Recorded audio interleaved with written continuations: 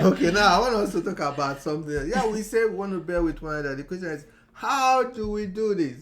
How do we tolerate somebody? How do we allow somebody to be themselves, even though it's a big issue for us?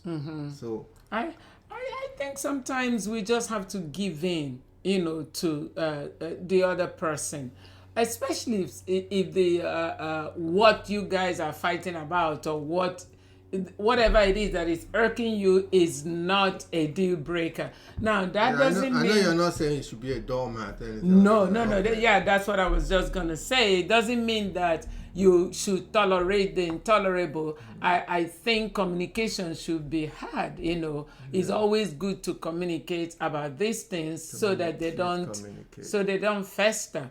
But sometimes you don't have to be the one to win an argument, or to be the one that stands your Right. ground all the time. And from a Christian point of view, we always remember that scripture that says, "As much as is in your strength, Yes. live Peaceably. peaceably with one another." Yes, be at Especially peace. in your relationship, because that's the closest person that you will ever be with. So, in other words, that's telling us to do our best Yes. to live at peace with one another. It's not always that we will have our way, Yes.